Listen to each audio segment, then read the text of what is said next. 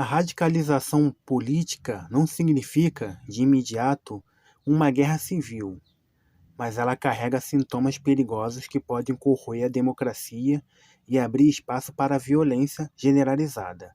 Nos últimos anos, vimos que o debate público deixou de ser apenas confronto de ideias e passou a se transformar em arena de ódio, intolerância e violência. O resultado tem sido uma sociedade mais fragmentada, doente e insegura.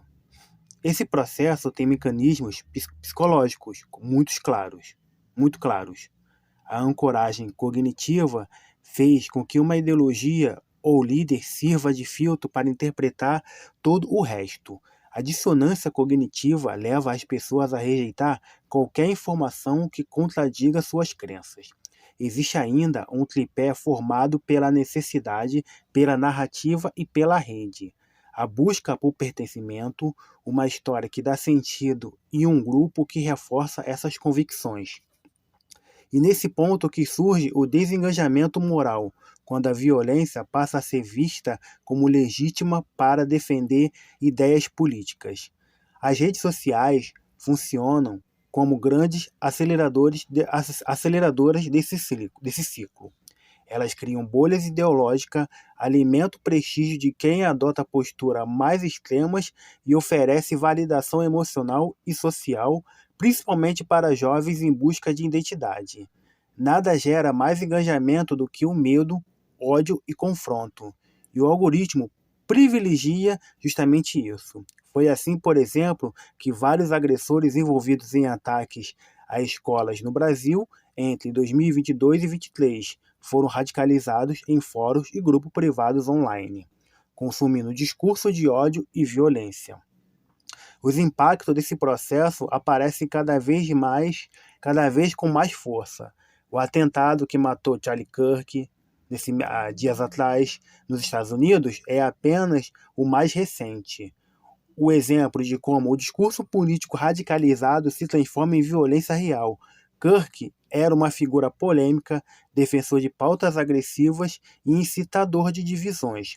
Sua morte mostra que a intolerância não conhece fronteiras.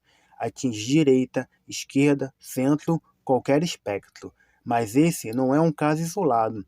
O atentado contra Donald Trump, a invasão ao Capitólio em 2021, o assassinato de Marielle Franco em 2018 no Brasil, o ataque à faca contra Jair Bolsonaro em plena campanha presidencial, sem esquecer o 8 de janeiro. Tudo isso revela que o espaço público virou um terreno de risco, em que a divergência política pode custar a vida. As consequências da radicalização e do ódio são devastadoras.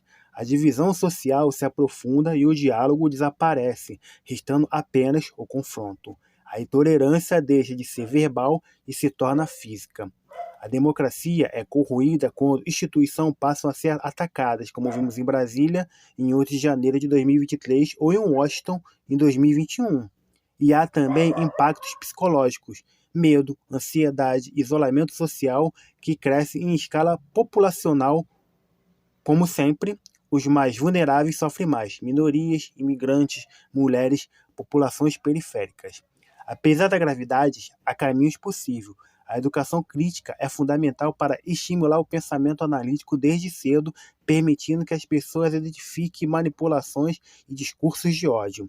Políticas públicas de desradicalização já existem em alguns países europeus, combinando apoio psicológico, social e comunitário para reintegrar indivíduos radicalizados. É preciso também regular as plataformas digitais, exigir transparência nos algoritmos e responsabilizar as empresas pelo fomento de discursos violentos. Criar espaços seguros, presenciais e digitais, onde dissenso seja legítimo. Mas o ódio, não, é outra estratégia fundamental. E, no nível local, incentivar organizações comunitárias e desenvolver projetos de convivência, mediação e cooperação entre grupos divergentes. A radicalização política não é inevitável. Ela é um processo social, psicológico e cultural que pode ser freado, desde que reconheçamos o problema e atuemos de forma coletiva. Quando a política vira guerra, todos perdem. Quando a diferença vira inimiga, a democracia morre. Mais do que nunca, é hora de reconstruir pontes, recuperar a confiança e lembrar que nenhuma sociedade se sustenta sem diálogo, respeito e capacidade de ouvir.